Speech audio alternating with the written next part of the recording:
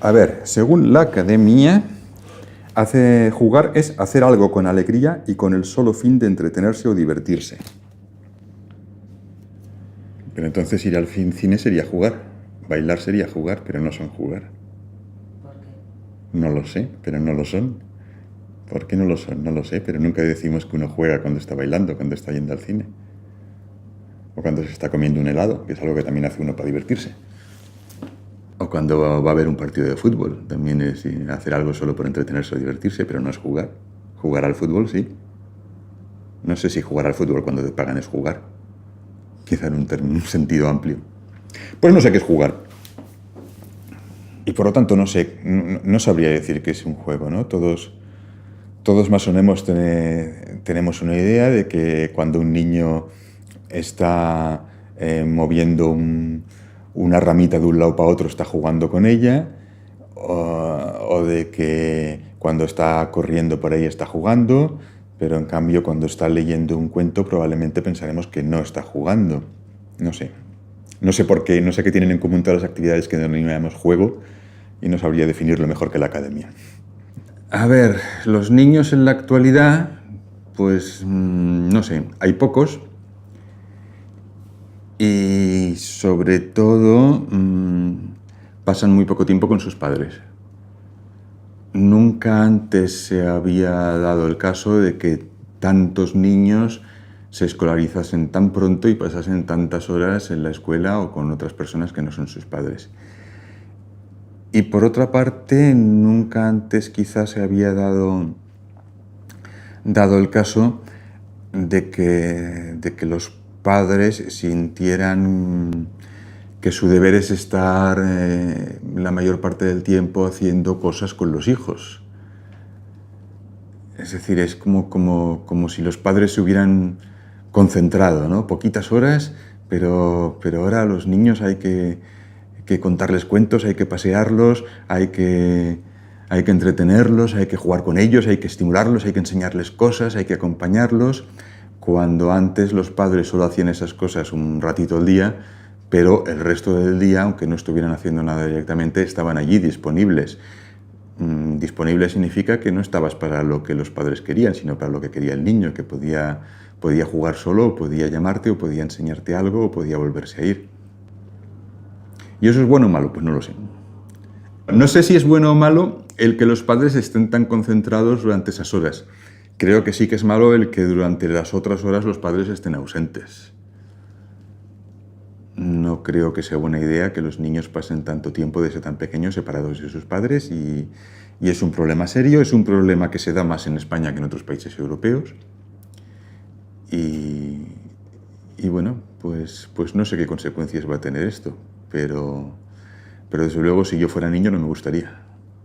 Desde el punto de vista puramente físico, pues mientras haya alguien que alimente, que limpie, que abrigue, pues todo va bien. Desde el punto de vista psicológico, pues no es lo mismo. Para el niño no es lo mismo estar con su cuidador habitual que estar con diversas personas. Claro, para algunos niños el cuidador habitual no es la madre, sino la niñera. Y en ese caso lo que es duro para ese niño es separarse de su niñera. Los niños establecen una primera relación afectiva con una persona, solo con una, con su cuidador primario. A partir de ahí establecen otras relaciones secundarias con otras personas. Pero de entrada tiene que haber una que es básica. Y cuando esa persona que es básica está ausente, desaparece, pues el niño lo pasa mal. Bueno, pues que nos los separamos. Es decir, el niño no se va solo. El niño pasa poco tiempo con los padres porque lo dejamos con los abuelos, lo dejamos con canguros, lo dejamos en la guardería. ¿Y por qué? Porque nos hemos convencido a nosotros mismos de que eso es, primero, posible y segundo, conveniente o necesario. Bueno, mis padres no creían eso. Claro, se podría también usar el argumento de que es que en España solo hay 16 semanas de permiso de maternal, mientras que en otros países europeos hay más de un año. Pero es que cuando yo era pequeño, hace 50 y tantos años, había todavía menos de 16 semanas de permiso maternal. pero no por ello mi madre pensaba que fuera normal a las 16 semanas dejar a un niño en una guardería, ella no lo hizo. Entonces, bueno, una cosa es lo que el Estado de alguna manera pague o subvencione y otra cosa es lo que tengamos que hacer o lo que nuestros hijos necesiten.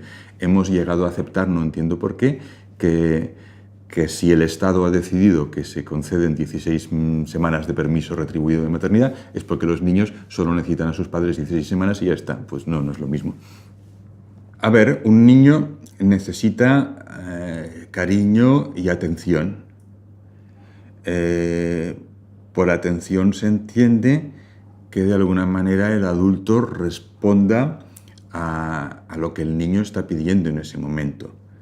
Porque, ojo, se puede, por ejemplo, coger a un niño en brazos, pero no prestarle atención ni hacerle caso. Cuando un niño llora, se le puede consolar intentando averiguar qué le pasa, intentando solucionarlo, o se le puede consolar o intentar consolar con frases como no llores que te pones muy feo, y en el fondo lo que estamos haciendo es no hacerle caso, negar su sufrimiento, no darle importancia.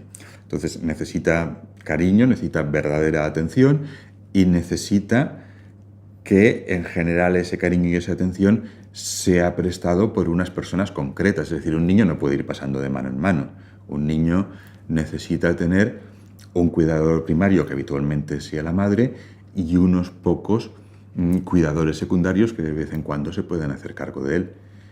Es decir, que tampoco sería, por ejemplo, conveniente que en una guardería la profesora cambiase cada mes. No sería bueno para los niños.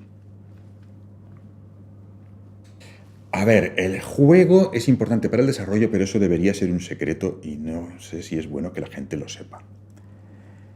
El juego libre, porque, por desgracia, lo que los niños realmente necesitan es juego libre y eso es lo que cada vez tienen menos. Es decir, cada vez más los niños, en vez de tener tiempo y libertad para hacer lo que quieren, son controlados por los adultos. Ya no juegan en la calle porque hay coches y porque no sé qué, sino que los apuntamos a sitios especiales, a escuelas de verano, a centros infantiles y juveniles, los apuntamos a sitios donde hay monitores que han hecho cursillos para poder orientar y dirigir el juego de los niños y allí les explica las reglas y ahora sentaos todos en círculo y ahora poneos en fila y ahora el primero tiene que pasar por aquí y agarrar el no sé qué y llevarlo a no sé dónde y entonces el que hace no sé cuántos gana. Los apuntamos a deportes, los niños ya no juegan simplemente en el patio, en la plaza a la pelota, ¿no? Los niños se apuntan a baloncesto, se apuntan a fútbol y tienen un entrenador. No es lo mismo, es decir, el recreo no es lo mismo que la clase de gimnasia, son cosas distintas. Si nos paramos a pensar, casi todas las cosas que sabemos las aprendimos jugando. Es decir, de lo que estudiaste en el colegio, ¿de qué cosas se acuerda un adulto? Un adulto se acuerda de leer y escribir, de sumar, multiplicar, tal vez incluso dividir, no sé cuántos ya podrían dividir sin la calculadora, pero ¿cuántos adultos sacarían una raíz cuadrada? ¿O dividirían por Ruffini o multiplicarían polinomios? ¿O cuántos adultos se acuerdan de los ríos de Europa y sus afluentes? ¿O cuántos adultos podrían aprobar ahora un examen de historia? ¿O hacer un cálculo con logaritmos o senos y cosenos? La inmensa mayoría de las cosas que estudiamos en la escuela las hemos olvidado. Y sin embargo, hay un montón de cosas que necesitamos para nuestra vida cotidiana y si no las supiéramos hacer, sencillamente nuestra vida sería imposible. Por ejemplo, sabemos sentarnos y levantarnos de una silla. Para hacer esto, yo necesito contraer un montón de músculos que, siendo médico como soy, no recuerdo ni cómo se llaman ni dónde están. Y si en alguno de esos músculos me equivocase, si lo contrajese un poco más o un poco menos que el músculo del otro lado, me caería al suelo. Y sin embargo, me levanto sin pensar, con toda tranquilidad. Puedo caminar, puedo correr, puedo abrir una puerta, puedo sacar cosas de la nevera y volverlos a meter, puedo subir y bajar una escalera, puedo agarrar un vaso de agua con la fuerza exacta para que ni se caiga ni romper el cristal apretando demasiado, puedo llevarme la comida a la boca y masticar, puedo relacionarme con otras personas, puedo hablar con ellas, sé cómo tratar a distintas personas, sé a qué personas les puedo decir hola macho, ¿cómo estás? Y a qué personas les tengo que decir buenos días. Y todas esas cosas las he aprendido fuera de la escuela o como mínimo fuera de las lecciones de la escuela. Tal vez algunas las he aprendido en el patio de la escuela. La mayoría de esas cosas ya las sabía hacer antes de empezar la escuela. No se puede decir lo mismo de los niños de ahora porque empiezan la escuela a los 4 meses, pero yo que empecé la escuela a los 5 años ya sabía andar, ya sabía subir escaleras, ya sabía coger un vaso de agua. Todas esas cosas las aprendemos jugando. Es decir, jamás nuestros padres nos dicen, hijo mío, mira, hoy te voy a explicar cómo coger el vaso de agua. Fíjate, no aprietes tanto, mira, pon el pulgar por este lado y lo cierras por el otro. Mira, ahora te voy a explicar cómo se sube una escalera. Fíjate, tienes que subir la pierna derecha, así, hasta esta altura, ahora ponla en el escalón, muy bien. Ahora sube el culo y pon la otra pierna. No, jamás nadie nos explica eso. Lo aprendemos todo jugando, una y mil veces, y una y mil veces. Y el niño cada cosa que encuentra la analiza, la toca, la chupa, la huele, la tira. Está estudiando, está investigando, es decir, no le basta saber cómo es un objeto, necesita saber a qué huele, a qué sabe, cuánta fuerza hace falta para romperlo, qué ruido hace cuando cae al suelo. Y una vez y otra vez y otra vez, practicando con todo, ensayando con todo, probándolo todo, más tarde haciendo juegos de relación social, juegos en los que habla con otros niños y más adelante ensaya la vida de los adultos y ahora vamos a jugar a médicos y ahora a maestros y ahora a policías y ahora jugaremos a que tú hacías no sé qué y entonces yo era no sé cuántos. Y todo eso no es que sea importante, es que es imprescindible. Es decir, un niño que no hubiera hecho nada de eso sería un inútil total, no podría vivir. Pero pienso que es importante que la gente no sepa que eso es muy importante. Porque si la gente sabe que eso es muy importante, empezarán a quererlo controlar, como por desgracia ya está pasando. Es importante que la gente no sepa lo importante que es el juego, porque cuando la gente no lo sabe, cuando durante siglos no lo ha sabido, hemos dejado que los niños jugasen en paz. Pero es empezar a comprender la importancia del juego e empezar a querer controlarlo, empezar a querer ponerle normas, expertos, monitores y entrenadores que enseñen a jugar a los niños y entonces hay una manera correcta y una manera incorrecta de jugar y es necesario... Es un desastre porque, por ejemplo, hace años que sabemos que los niños a los que se les cuenta un cuento adquieren más vocabulario. Bueno, parece lógico, claro, si oyes muchas palabras distintas, pues las irás aprendiendo, ¿no? Si no las oyes nunca, ¿cómo las vas a aprender? Pero claro, ¿cómo se hicieron esos estudios? Pues se comparó familias en las que los padres tenían costumbre de contar cuentos para dormir a los niños y familias en que no tenían esas costumbres y se vio qué vocabulario tenían los niños a una determinada edad. ¿Pero por qué esos padres estaban contando cuentos? ¿Porque sabían que mejoraba el vocabulario? No, porque aún no habían hecho el estudio. Esos padres contaban cuentos porque querían contar cuentos a sus hijos, porque disfrutaban haciéndolo, porque era una parte agradable de su vida. Y el niño los escuchaba porque era agradable. Claro, desde el momento en que se publican esos estudios, pues empieza a haber padres que deciden contar cuentos a sus hijos porque así aumentará su vocabulario. Y entonces de mayores tendrán mejores notas y entonces luego se sacará una oposición a notarios. De hecho, incluso a veces ya no se le llama contar un cuento, entonces ya es estimular al niño. Ya es una estimulación verbal, psicoauditiva. Se buscan palabras más raras. Jugar ya no es jugar y un cuento ya no es un cuento. Pero claro, ya no es lo mismo. Si un padre cuenta un cuento porque lo disfruta, pues está feliz haciéndolo. Y si al niño le gusta, pues está feliz escuchándolo. Y si un día el niño no tiene ganas de cuento y empieza a distraerse o a hacer otra cosa, el padre cierra el cuento y dices, bueno, pues hoy ¿qué quieres hacer? Pero si un padre piensa que tiene que contar cuentos para que el niño aumente el vocabulario, entonces ya no es una diversión, es un deber. Y tienes que hacerlo. Y ya no es el mejor momento del día que vienes cansado del trabajo y por fin puedes disfrutar con tu hijo, sino que es vengo cansado del trabajo y encima tengo que contar el cuento. Y ya no es un momento agradable para el padre y probablemente entonces tampoco será un momento agradable para el hijo y si el niño se distrae, pero fíjate bien que te estoy contando un cuento. Tienes que estar más atento cuando te cuento un cuento. Papá, ¿qué es un príncipe? Ya te dije ayer lo que era un príncipe. A ver si estamos más atentos cuando te cuento el cuento.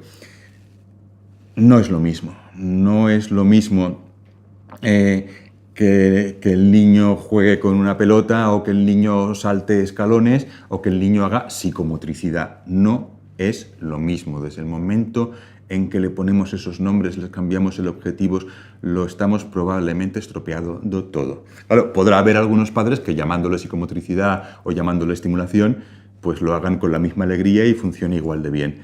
Pero en otras ocasiones no se da así. En otras ocasiones lo que debería haber sido juego se convierte en técnica, se convierte en enseñanza, en educación y acaba perdiendo todo su sentido. Lo primero es ver si hay una enfermedad o no. Porque desgraciadamente se ha medicalizado tanto la vida y esta medicalización en estos momentos es una cosa curiosa. La medicalización de la vida parece estar encabezada por las llamadas medicinas alternativas. Cerca de mi casa han abierto un local que en la puerta ponía tetería, terapias. Es decir, puedes ir a tomarte un té o hacerte una terapia. ¿Terapia de qué? A ver, si yo estoy enfermo voy al médico, no a un bar. Entonces, terapia ha pasado a significar algo que la gente cuando está sana hace, pues mira, voy a hacer una terapia. Pues no, a ver, la terapia es para los enfermos. Para algunos enfermos, pues el juego puede ser muy útil. Es cierto que los niños con problemas psicológicos, por medio del juego, pueden expresar mejor lo que sienten, que no si el psicólogo les pregunta cómo te sientes. Eso funcionaría con un adulto, pero no funciona con un niño. Es mejor darles juguetes y que el niño pueda jugar con ellos y así es como expresa sus sentimientos. Es cierto que niños con una cierta dificultad visual, motora, lo que sea, pues con unos juegos adecuados pues pueden mejorar eso. Pero claro, hemos de ser conscientes de que eso, siendo una terapia de juego, tampoco es el juego. Es decir, no podemos decir, como este niño ha pasado 2 horas con el terapeuta ocupacional jugando, ahora ya puede pasar toda la tarde haciendo deberes porque ya ha jugado bastante. No, ese niño ha pasado 2 horas en un tratamiento médico que necesitaba y que probablemente le va muy bien, pero luego además tiene que jugar como todos los niños, eso es distinto. Una de dos, o estamos haciendo algo que provoca que los niños de ahora estén mucho más hiperactivos que los de antes, y si es así debemos ver qué es y dejar de hacerlo, o estamos diagnosticando como hiperactivos niños que no tienen una enfermedad, que simplemente son niños movidos, activos, juguetones, quizá un poco más movidos que los otros, pero eso no es una enfermedad. Creo que probablemente hay una combinación de las dos cosas. Hay una sociedad que tiende a poner nerviosos a los niños. ¿Por qué? Pues por lo que decíamos antes, por lo que pasan mucho tiempo desde muy pequeños separados de sus padres, de sus cuidadores primarios, porque les damos poco tiempo de juego libre, porque no les dejamos, bueno, lo que siempre se había hecho, desbravarse. ¿Desbravarse es una catalanada? ¿O se dice en castellano también? Sí. Pues eso, que los niños siempre se habían dicho necesitan desfogarse, necesitan desbravarse, necesitan jugar y cada vez tienen menos tiempo para hacer eso. Es decir, por un lado los estamos poniendo más nerviosos, pero por otra parte también somos cada vez menos capaces de tolerar la conducta normal de los niños. Cuando yo iba al colegio éramos 40 o 50 en una clase y nuestros profesores, bueno, se las arreglaban, ¿no? Y claro que había unos más movidos y otros menos, y unos que hablaban y otros que no hablaban, y unos que atendían y otros que no atendían. Pero bueno, nuestros profesores se las arreglaban y ninguno de mis 49 compañeros ni estaba diagnosticado ni tomaba pastillitas para estarse quieto. Nunca antes habíamos exigido como ahora una conducta tan estrictamente ordenada de los niños. Antes se decía que, bueno, los niños ya se sabe, los niños siempre serán niños, hoy en día todos tienen que hacer exactamente lo mismo en el mismo momento, a la misma hora. Se habla de tener rutinas. Rutinas. Mis padres jamás pensaron que yo necesitase tener una rutina. Mis padres creían que yo tenía que hacer los deberes, tenía que lavarme los dientes, pero tener una rutina, mis padres no usaban esa palabra. Entonces hemos querido organizar hasta tal punto la vida de nuestros hijos que al que se desvía lo más mínimo de ese ideal de niño, todos tienen que ser así, pues al psicólogo. Ya antes al que se desviaba mucho, a lo mejor le castigaban. Ahora no es castigo, es psicólogo, pero ya este es el primer desvío, ya el que dice una palabra más alta que otra, el que se mueve un poco más, el que no se está quieto en la silla, el que no guarda su turno, el que no comparte sus juguetes, todos al psicólogo. Y lo que siempre me ha sorprendido, sin embargo, como pediatra, es que la escuela en España no parece dispuesta a admitir culpas. A verme si me explico. Los médicos sabemos que a veces cometemos errores. Los médicos, de hecho, tenemos un seguro de responsabilidad civil por si cometemos errores. Estudiamos los errores que cometemos. Tenemos una palabra especial para eso, le llamamos iatrogenia, el daño que hace un médico. Y hacemos estudios mirando en qué fallamos y cuál sería la mejor manera de intentar corregirlo. Y también sabemos que tenemos limitaciones. Mire, yo de esto no entiendo. Tiene usted que ir al especialista de cardiología, tiene que ir usted al especialista de endocrino, porque yo no sé más sobre lo que usted tiene. Y sin embargo, como pediatra, a menudo me venían padres y madres explicándome que en la escuela les habían dicho a sus hijos que el niño es listo pero no se esfuerza. O bien, hoy es la otra versión que no me la solían contar los padres porque quizá no habían tenido el valor de decírsela directamente a los padres, pero te llega por otros caminos es que estos niños en su clase, en su casa no le ponen límites y no le ponen normas y por eso es mal estudiante y por eso saca malas notas. Nunca oí el comentario de, mire, es que en esta escuela no sabemos estimular bien a su hijo, enseñarle bien, sería mejor que fuera a otra escuela distinta, con otro profesor distinto que le enseñarían mejor. Nunca oyes un análisis de que a lo mejor las escuelas o los profesores cometemos fallos o tenemos inadecuaciones o incapacidades que influyen en el fracaso escolar. El fracaso escolar parece ser siempre culpa o de los niños o de los padres o de la sociedad. El tiempo que tienen los niños para jugar libremente es escaso.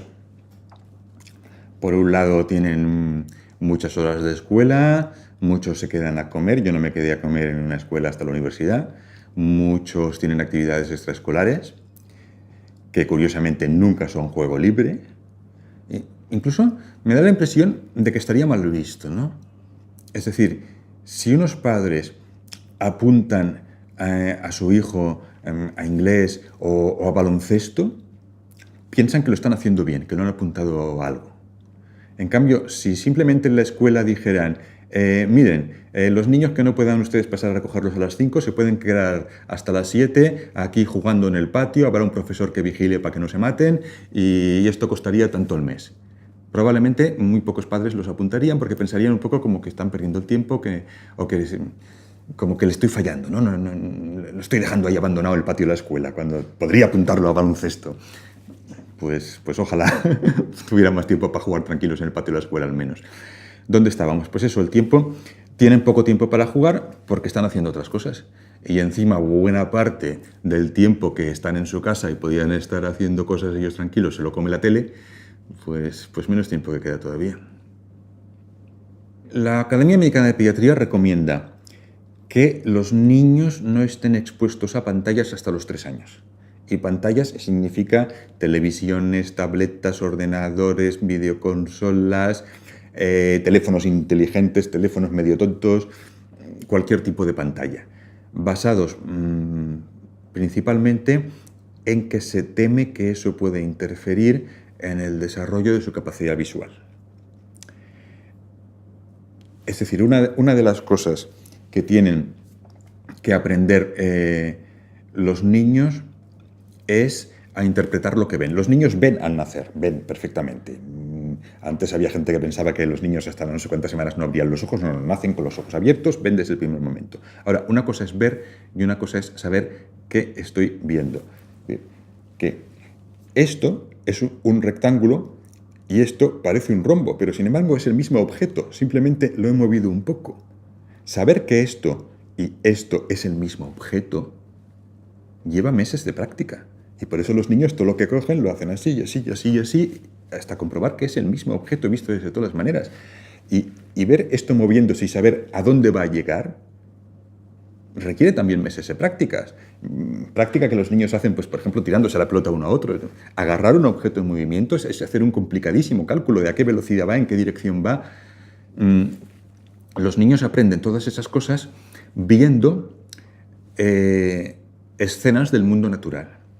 En una escena del mundo natural, casi todo está quieto todo el rato y algunas pequeñas cosas se mueven un poquito. Incluso ver un partido de fútbol, que pensarías es una cosa muy animada, no, es un espacio verde en el que unas figuritas se mueven a velocidad humana.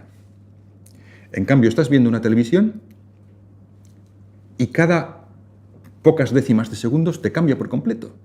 De pronto ves un paisaje, de pronto ves un primer plano de una cara, de pronto ves un anuncio de no sé qué, de pronto ves un anuncio de otra cosa, de pronto suena una explosión, de pronto se vuelve a ver la cara del de antes, de pronto se ve otra cara distinta, ves la cara de una persona mientras está hablando otro. Entonces, viendo ese tipo de cosas, los niños no reciben las experiencias necesarias para poder interpretar lo que ven y acostumbrarse, pues, a conocer el mundo. Claro, no pasa nada porque estén un ratito así, tienen todo el resto del día, pero probablemente no sería bueno que los niños pequeños pasasen así muchas horas. Y por eso es por lo que se recomienda hasta los 3 años, pues, que no vean a pantallas, que no vean cuánto. La recomendación es que no vean nada, porque esto es como todo. Ya sabemos que si dices que no vean nada, pues verán un poquito. Pero como digamos máximo 1 hora al día, pues algunos acabarán un 5. Así que por si acaso se dice que nada y evidentemente por un ratito no se va a morir nadie. Eso es en cuanto a la cuestión puramente física, neurológica.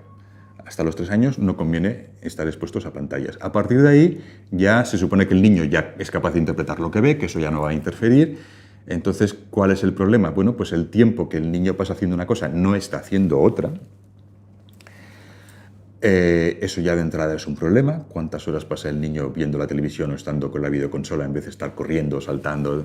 La televisión influye muchísimo, por ejemplo, en la epidemia de obesidad infantil que sufrimos. Por otra parte está el contenido mismo de lo que el niño está viendo. No es lo mismo estar viendo programas violentos, sexistas, gritos, insultos, que estar viendo un documental de la naturaleza. Y por otra parte, en qué medida eso pueda aislar al niño de otros niños. Es decir, en qué medida esté solo en vez de estar relacionándose con la familia o estar jugando con amigos. No es lo mismo estar 4 miembros de una familia en torno a una mesa jugando al parchís que estar 4 miembros de una familia sentados en un sofá viendo la tele. Aunque, al menos si están los 4 juntos, algún comentario se hará al respecto, pero no va a ser lo mismo. Muchas veces será, cállate, que estoy oyendo la tele. Peor todavía si el niño está sencillamente solo viendo la tele. Entonces, me preguntabas, todo esto era una breve introducción, pero me preguntabas sobre videoconsolas y videojuegos. Yo procuraría no dar a los niños videoconsolas o videojuegos hasta que los pidan. Es decir, nunca pensar que la iniciativa debe ser tuya, nunca pensar que los videojuegos son buenos porque estimulan al niño y porque son educativos. No, eso no existe. Los videojuegos no son educativos, ni aprendes informática, ni aprendes formas y colores, ni aprendes nada que no hubieras podido aprender mucho mejor haciendo otra cosa. Ahora, los videojuegos existen y algún día nuestros hijos nos los pedirán. ¿Y entonces qué hacer? Pues yo procuraría, cuando realmente no te quiera más remedio porque te insisten mucho, procuraría que la consola esté en el salón y no en la habitación del niño, es decir, que no sea una manera de aislarse de la familia, sino de estar en el seno de la familia. Creo que es buena idea que la consola esté conectada al televisor. ¿Por qué? Porque así no puedes tener las dos cosas a la vez. O haces consola o ves la televisión. Y pienso que hay que vigilar el tipo de juegos. Suelen tener una guía que dicen guía parental, este juego está recomendado para mayores de 13, no sé qué, pues como mínimo seguir eso, como mínimo. Muchas veces piensas, usted es que dice para 13, debía ser para 28, pero bueno, al menos 13, al menos lo que dice ahí. Y pienso que es conveniente buscar juegos con los que se pueda o con los que sea mejor jugar dos. Es decir, procurar encontrar juegos que obliguen a nuestro hijo a invitar a un amigo a casa para jugar los dos al mismo juego y no pasarse el día jugando solo y aislado. En España, en la actualidad, está fallando bastante. El otro día oí por enésima vez lo del informe PISA, que estamos a la cola de todo, y en algún telediario dijeron algo así como sí, el fallo es que en la escuela española todavía se usa esa educación memorística. Y mi esposa y yo al instante exclamamos, memorística, pero si no aprenden nada. ¿Qué memorística? Ni que nada. Si comparado con lo que yo estudiaba en la escuela, es que ver lo que les enseñaban a mis hijos me daba casi un poco de pena. Es que se sentía como si les estuviera haciendo perder el tiempo. Se ha puesto un poco de moda esa idea de que los niños no tienen que aprender conocimientos concretos porque el mundo cambia tan rápido que los conocimientos de ahora no servirán dentro de 20 años. Y que lo que tienen que hacer es aprender a estudiar o aprender a aprender.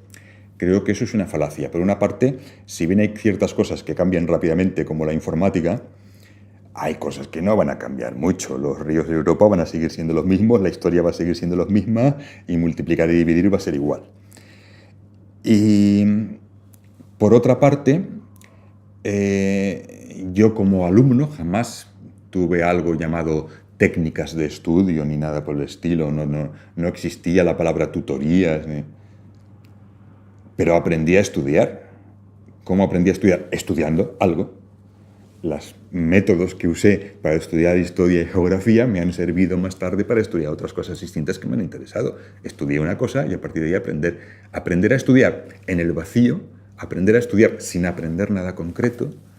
Entonces, no sé, yo veía que mis hijos, por ejemplo, no estudiaban nada sobre ningún emperador romano concreto.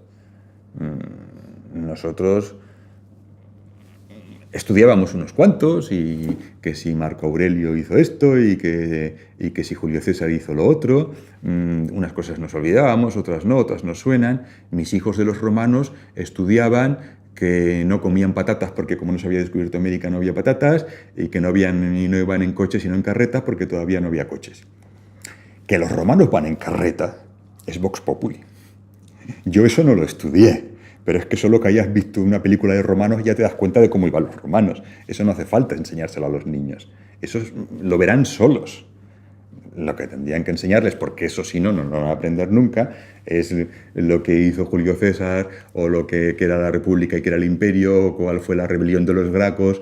Y eso es lo que no aprenderán de otra manera y eso es lo que necesitamos transmitir, porque creo que los niños tienen derecho a que les enseñemos las cosas. Si la forma en que se está enseñando es la correcta, pues de nuevo, en unas escuelas sí y en otras no, unos profesores sí y otros no. Seguro que sigue habiendo excelentes profesores que enseñan muy bien. Ahora hay un problema y es que ha bajado incluso la calidad del temario. Por ejemplo, con nosotros me refiero a los que iban a clase conmigo. Yo soy de la última generación que hicimos el bachillerato antiguo antes de aparecer la EGB. Leíamos y memorizábamos poemas en español y en francés. Ahora los niños no tienen prácticamente lecturas en la escuela.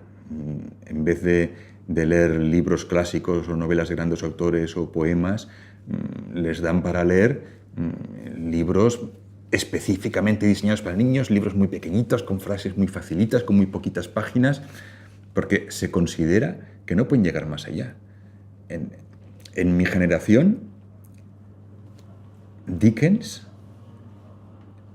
se consideraba literatura juvenil, infantil.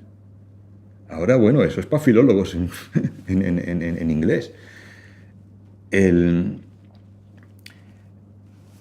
¿Eso que venía? Pues eso, si está enseñando adecuadamente, si ya bajas el listón, si ya bajas el programa, incluso el profesor que lo explique todo perfecto estará explicando muy poca cosa, porque es que no hay más en el programa. Recuerdo que mis hijos acabaron la EGB y solo la EGB es obligatoria, es decir, podrían no haber hecho el bachillerato, y lo único que sabían sobre Napoleón Bonaparte era 4 líneas que había en la última lección de su libro de historia. Después de la Revolución Francesa, un general llamado Napoleón se hizo con el poder.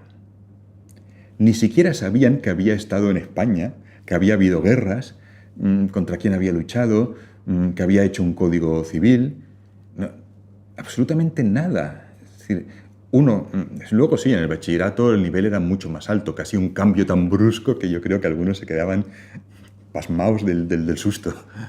Pero se puede acabar la EGB. Mucha gente en España no ha hecho más que la EGB.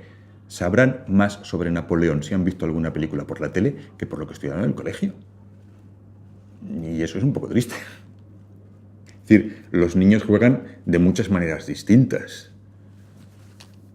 Juegan solos, juegan acompañados, juegan con juguetes, juegan sin juguetes, juegan con objetos de la vida cotidiana, juegan a juegos de imitación, o juegan a juegos de imaginación, o juegan a juegos de habilidad o de fuerza, de correr, de saltar. Ahora, la mayoría de los niños pues juegan un poco a todo en un momento o en otro. No sé si realmente habrá niños que el 80% de esos juegos son de un tipo y niños que el 80% de esos juegos serán de otro tipo. Ni idea. Seguimos jugando y a veces también llamamos juegos a cosas que yo diría que no son exactamente juegos. Es decir, la gente dice que juega a la lotería o que juega en el casino. Pero sí, juegos de verdad sí que hacemos. Bueno, desde la gente que hace deporte pero por jugar, es decir, no por ganar una copa ni por ganar dinero, sino por divertirse. Gente que está deseando tener los hijos un poco mayores para poder jugar al parchís con ellos o para poder volver a desempañar ahí el Monopoly o algún juego de aquellos del baúl de los recuerdos y poder jugar otra vez. Sí que jugamos. A ver, hay juegos en los que lo único que tenemos que hacer es dejar al niño en paz. El niño está por ahí sentado en la alfombra del salón haciendo sus cosas y bueno, pues que haga lo que quiera.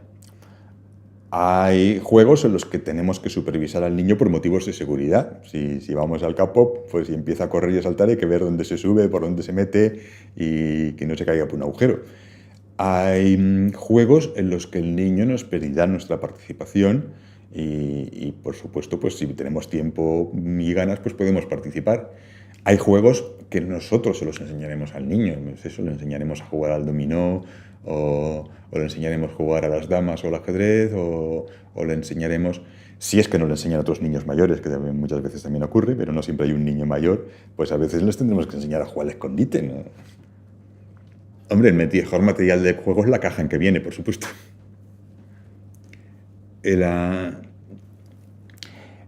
Los, los juguetes siempre han existido, hay muñecas romanas en los museos, nunca había habido tantos, nunca habían sido industrializados, bueno, nada era industrializado porque no había industria, es decir, cada juguete era más o menos un poco distinto, muchos eran caseros, y quizá lo que vemos ahora es el juguete convertido en símbolo de estatus. Es decir, los padres nos vemos en la creencia, necesidad o incluso obligación de comprar a nuestros hijos un determinado juego porque pensamos que si no luego, pobrecito, va a pasar vergüenza si no tiene el mismo juego que tiene todo el mundo, si lo que tienes que hacer es regalarle algo a un sobrino, piensas que determinada cosa queda fea, se ve pobretona y esto parece del chino, ¿no? Le debería comprar lo otro, te planteas. Y claro, eso está produciendo juegos que cada vez permiten menos juego. Los juguetes más divertidos, también los juguetes que más estimulan la creatividad y la psicomotricidad, pero eso no me importa, porque lo importante, decíamos, es que el niño se divierta y casualmente van las dos cosas juntas. Los juguetes más divertidos son aquellos que permiten al niño hacer muchas cosas distintas. Es decir, una muñeca sencillota que lo mismo le das de comer que la llevas de paseo, que la vistes, que la desvistes, que la peinas.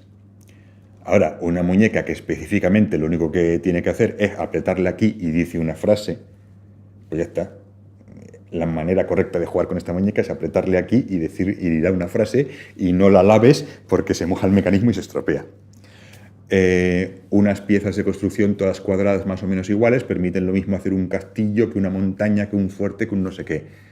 Pero hay piezas de construcción específicamente diseñadas para que vienen en una caja las piezas justas para montar un avión. Y si las pones cada una en su sitio correcto, sale un avión. Y si no las pones en su sitio correcto, no sale nada y con esas piezas de construcción no se puede hacer ninguna otra cosa. Eso permite mucho menos juego que el otro. Yo lo que recuerdo de mi propia infancia y lo que he visto con mis hijos es que con el juguete y cuanto más caro, peor, se juega muy poco porque son aburridísimos y con lo que realmente disfrutan son o con la caja de cartón grande en la que venía el juguete o incluso mejor todavía con la caja de cartón grande en la que venía otra cosa porque es más grande, es más de cartón, tiene menos colores y por tanto se puede pintar, se pueden hacer cosas distintas o con las tapones de las botellas de leche o con la caja vacía de galletas. Bueno, se pueden hacer milagros con eso. Y es lo que decían hacer los niños. Y de hecho, muchos padres se quejan, no, parece mentira, tanto pedir el juego del no sé qué, y ahora mira, ahí muerto de risa, no le hace caso. Bueno, a ver, es que tienes que comprender que tu hijo ha sido engañado por la publicidad. Tienes que comprender que en algunos países, si mal no recuerdo, en Suecia, en Quebec y no sé si en alguno más, está completamente prohibida la publicidad dedicada a los niños, que en nuestro país no solamente no está prohibida, sino que durante mes y medio antes de Navidad es un auténtico continuo bombardeo. Están engañando a nuestros hijos para que nos pidan con insistencia juguetes que son una birria, juguetes que no permiten jugar. Insisten, lloran, se los compramos, intentan jugar durante un par de horitas, se aburren con ellos y acaban jugando pues con una caja de cartón como todo el mundo, con cosas divertidas. Pues no sé, probablemente encontraréis lo que busquéis, ¿no? Es decir, primero tenéis que decidir a dónde vais a ir a grabar, a qué niños y en qué momentos. Si vas a los columpios, verás a un niño columpiándose. Si vas a la playa, verás a un niño haciendo castillitos de arena. Si vas al patio de una escuela, verás niños corriendo, persiguiéndose o jugando pelota. Y si vas al salón de casa, verás a niños con la consola. O haciendo construcciones en el suelo, depende. Anda, un documental.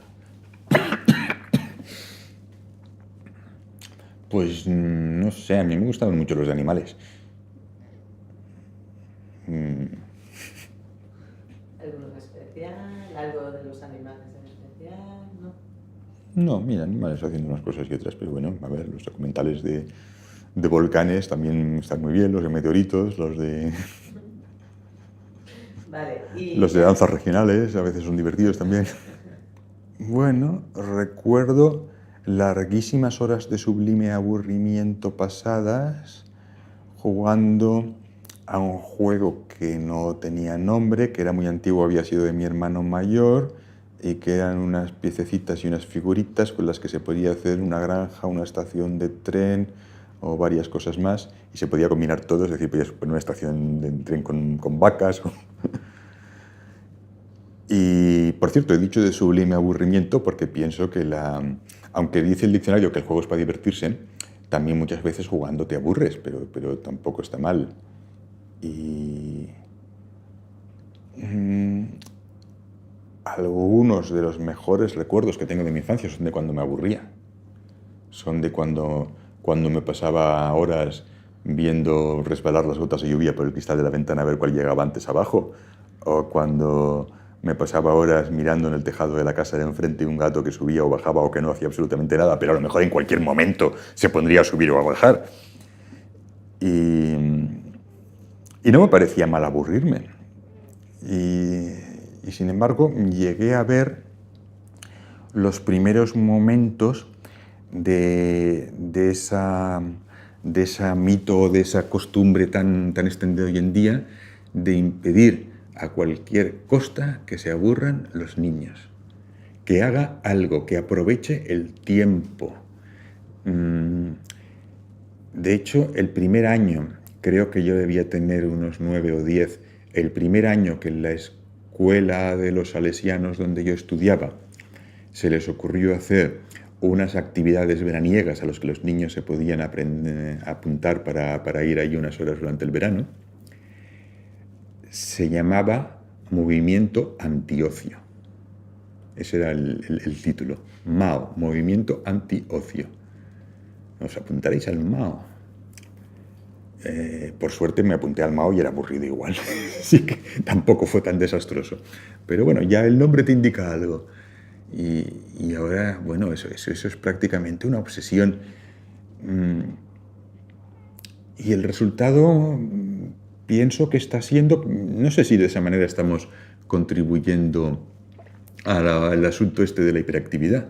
Nos pasamos los primeros años estimulando a los niños y luego pretendemos que se estén quietos. Cuando prácticamente se les ha prohibido la posibilidad de estarse quietos, es decir, les hemos dicho que es malo. Les hemos dicho que estarse en una silla sin hacer nada o mirando un papel que ya lo han mirado 1000 veces o mirando por la ventana o rascándose las narices les hemos dicho que eso es malo, que tienen que ir a jugar, que tienen que hacer algo, que tienen que leer un libro, que tienen que hacer los deberes, que tienen que lo que es qué, y buscamos. Los periódicos ahora tienen una sección fija allí entre el horóscopo y el crucigrama que son actividades con niños. A mis padres jamás se les hubiera pasado por la cabeza una actividad con niños, pero qué cosa más ridícula, una actividad con niños.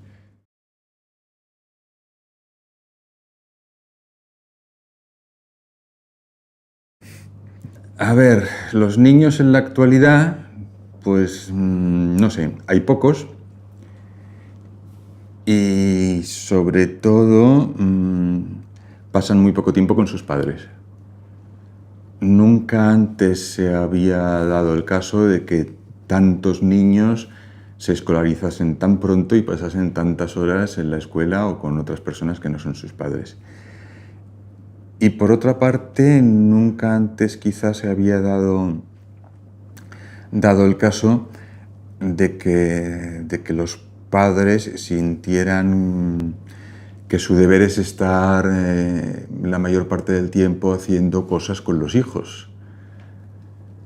Es decir, es como si los padres se hubieran concentrado, ¿no? Poquitas horas, pero ahora a los niños hay que contarles cuentos, hay que pasearlos, hay que entretenerlos, hay que jugar con ellos, hay que estimularlos, hay que enseñarles cosas, hay que acompañarlos, cuando antes los padres solo hacían esas cosas un ratito al día, pero el resto del día, aunque no estuvieran haciendo nada directamente, estaban allí disponibles.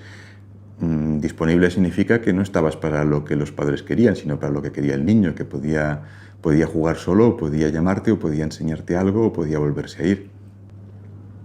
¿Y eso es bueno o malo? Pues no lo sé.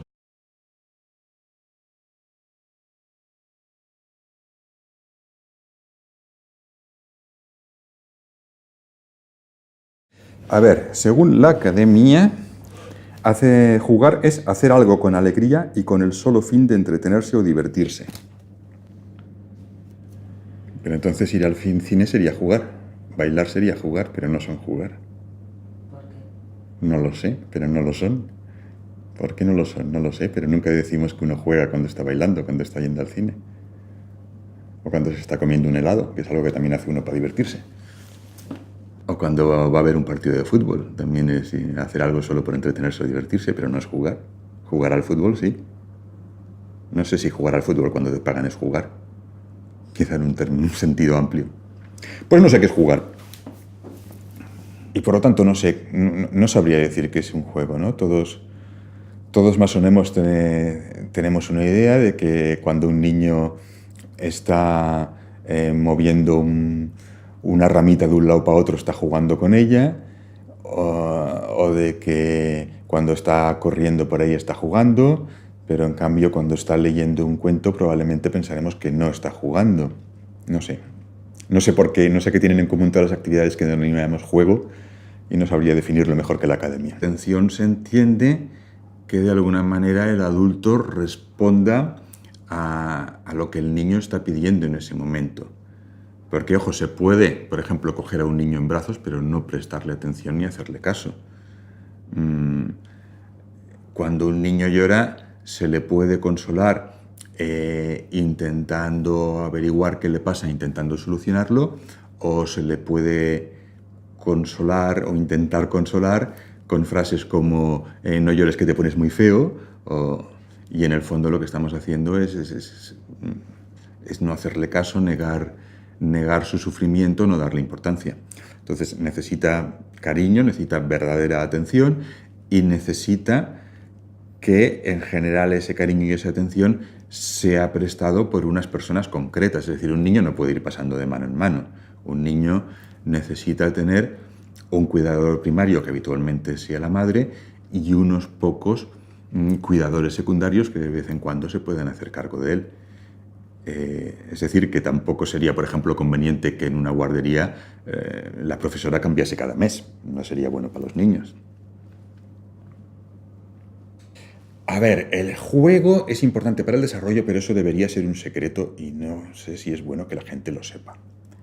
El niño lo pasa mal. Bueno, pues que nos los separamos, es decir, el niño no se va solo. El niño pasa poco tiempo con los padres porque lo dejamos con los abuelos, lo dejamos con canguros, lo dejamos en la guardería. ¿Y por qué? Porque nos hemos convencido a nosotros mismos de que eso es, primero, posible y segundo, conveniente o necesario. Bueno, mis padres no creían eso. Claro, se podría también usar el argumento de que es que en España solo hay 16 semanas de permiso de maternal, mientras que en otros países europeos hay más de un año. Pero es que cuando yo era pequeño, hace 50 y tantos años, había todavía menos de 16 semanas de permiso maternal. Pero no por ello mi madre pensaba que fuera normal a las 16 semanas dejar a un niño en una guardería, ya no lo hizo. Entonces, bueno, una cosa es lo que el Estado de alguna manera pague o subvencione y otra cosa es lo que tengamos que hacer o lo que nuestros hijos necesiten. Hemos llegado a aceptar, no entiendo por qué, que si el Estado ha decidido que se conceden 16 semanas de permiso retribuido de maternidad es porque los niños solo necesitan a sus padres 16 semanas y ya está. Pues no es lo mismo. A ver, un niño necesita cariño y atención. No sé si es bueno o malo el que los padres estén tan concentrados durante esas horas. Creo que sí que es malo el que durante las otras horas los padres estén ausentes.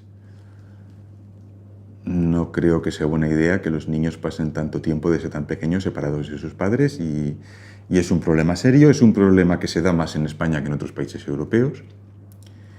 Y bueno, pues no sé qué consecuencias va a tener esto, pero desde luego si yo fuera niño no me gustaría. Desde el punto de vista puramente físico, pues mientras haya alguien que alimente, que limpie, que abrigue, pues todo va bien. Desde el punto de vista psicológico, pues no es lo mismo, para el niño no es lo mismo estar con su cuidador habitual que estar con diversas personas. Claro, para algunos niños el cuidador habitual no es la madre, sino la niñera. Y en ese caso lo que es duro para ese niño es separarse de su niñera. Los niños establecen una primera relación afectiva con una persona, solo con una, con su cuidador primario. A partir de ahí establecen otras relaciones secundarias con otras personas. Pero de entrada tiene que haber una que es básica. Y cuando esa persona que es básica está ausente, desaparece, pues el